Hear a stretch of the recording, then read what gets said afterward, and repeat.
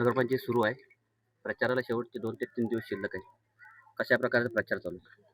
निवडणूक आयोगानं उमेदवारांचा आणि मतदारांचा विश्वासघात केलेला आहे. निवडणूक आयोगाला निवडणूक कशी लढतात हे कळतं की नाही हा खरा संशोधनाचा भाग आहे. 26 तारखेला तुम्ही उमेदवारांना निशाणी देणार आणि 30 तारखेपर्यंत प्रचार. त्या उमेदवारांनी, विशेष करून अपक्ष उमेदवार असतील, त्यांना निशाणी कशी कळणार, त्यांनी कशा पद्धतीनं पत्रकं छापायची, लोकांच्या समोर कसं जायचं, लोकांच्या समोर काय शेवटी आपलं व्हिजन ठेवायचं, याला काय अवधी लागतो की नाही लागतो. पण निवडणूक आयोग म्हणजे सध्या हुकुमशहा झाला आहे. निवडणूक आयोग म्हणजे तत्वशून्य आणि कोणाच्या तरी पक्षाचा कार्यकर्ता झालाय निवडणूक, अशी अवस्था झाल्यामुळं अवघ्या 4 दिवसामध्ये जेवढा म्हणून काही प्रचार करता येईल तेवढा आम्ही करण्याचा प्रयत्न करतो आहोत. न्यायालयाने आत्ताच निकाल दिला की 1 तारखेपर्यंत प्रचाराची मुदत वाढवलेली.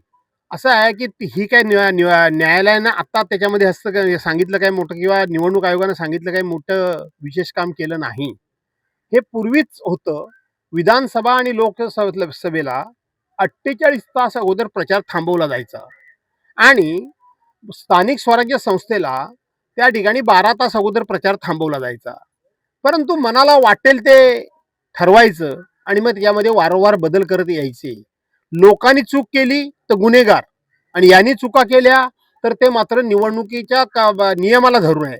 आणि म्हणून हे काही नवीन नाही आहे, हा जुनाच नियम आहे. परवा पालकमंत्री गुहागरमध्ये आले होते. त्यांनी भाषणामध्ये सांगितलंय की गुहागरची नगरपंचायत मी आणली. आता ग्वागरची नगरपंचायत पालकमंत्री म्हणतात मी आणली, आणि लोक त्याच्यावर जर विश्वास ठेवत असतील तर मला लोकांनाच धन्यवाद दिले पाहिजे.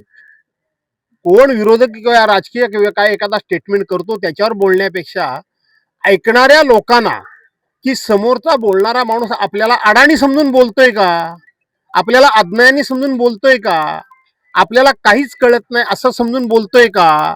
अरे तुम्ही पालकमंत्री, तुम्ही झालात कधी नगरविकास मंत्री, आणि ती नगरपंचायत कधी झाली, पण त्यांना दोष देण्याचा अर्थ काही नाही. लोकांना कसंही भुलवलं, कसंही खोटं सांगितलं तरी लोक खरं मानतात, त्यावर लोकांचा दोष आहे.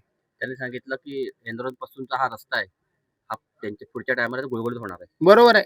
पहिल्यांदा म्हणा रत्नागिरीतले रस्ते गुळगुळीत करा, खेडवाल्यांनी खेडचे रस्ते गुळगुळीत करा, इथले गुहागरचे सगळे रस्ते गल्ली बोळातले जे माझ्या कारकिर्दीमध्ये गुळगुळीत होते ते आता डबल गुळगुळीत खडबडीत झालेले आहेत.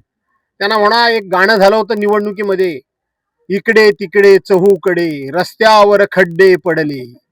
ही तुमची कर्तृत्व आहे. त्यामुळं गुळगुळीत काय आणि खड्डेमय काय हे लोकांना कळतंय आता. तुमची 5 नंबरची एक उमेदवार मागे गेल्यामुळे भाजपची एक सीट तिचा बिनविरोध निवडून आली. असं आहे, त्या उमेदवार खरोखर मागे गेल्या का मागे जायला लावलं, की मागे जाण्याकरता काही विशेष कारण आहे, याचा अभ्यास आता मनसेनं करावा. मी मनसेला सांगत होतो की तुम्हाला ह्या निवडणुका चिन्हावरच लढवाव्या लागतील, अपक्ष निवडणूक लढू नका. त्यांच्या पक्षानं चिन्ह न देण्याचा निर्णय घेतला. त्यांच्या वरिष्ठांनी सांगितलं होतं, मी त्यांचं नाव आता घेत नाही, की भास्कर जाधव हा राजकारणामध्ये दिलेला शब्द पाळणारा नेता आहे. जर भास्कर जाधव असं सांगत असतील की आमच्या चिन्हावर लढवा आणि आम्ही तुमचं अस्तित्व आहे तसंच स्वतंत्र ठेवू, तर त्यांच्यावर विश्वास ठेवा आणि त्यांच्या चिन्हावर लढा, असं त्यांच्या वरिष्ठांनी सांगितलं होतं. परंतु काही लोकांनी ते अपक्षच राहू द्या म्हणून सांगितलं.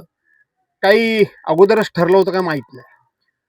सिंधुदुर्गामध्ये, मालवणमध्ये भाजपच्या नेत्याच्या घरात पैशाची बॅग मिळाली आणि निलेश राणेंनी ते प्रकरण उकरून काढले. कसं बघता या विषयाकडे? मी त्या विषयाकडे बघतच नाही. कसं बघताय नव्हे, हे भाजप लोकांना तत्वज्ञान सांगणं, नीतिमत्तेच्या गोष्टी सांगणं, लोकांना साधन सुचितीच्या गोष्टी सांगणं, आम्ही कसे सभ्य आहोत, आम्ही कसं कुठल्याही प्रकारचं चुकीचं काय करत नाही, आणि म्हणून सफेद टोपी काळा बाजार जो म्हणतात ना, तो भाजपचा आहे. आठवा तो निवडणूक, विनोद तावडे भारतीय जनता पार्टीचे राष्ट्रीय सरचिटणीस, ते पालघरमध्ये निवडणुकीच्या दिवशी पैशासह बॅगाच्या बॅगा भरून सापडले. आणि म्हणून भाजपाचं कथनी आणि करणी याच्यामध्ये जमीन आसमानाचा फरक आहे. टाइम्स डिजिटलला लाईक करा, सबस्क्राईब करा, शेअर करा आणि बेल आयकॉन दाबायला विसरू नका. पाहत रहा टाइम्स डिजिटल.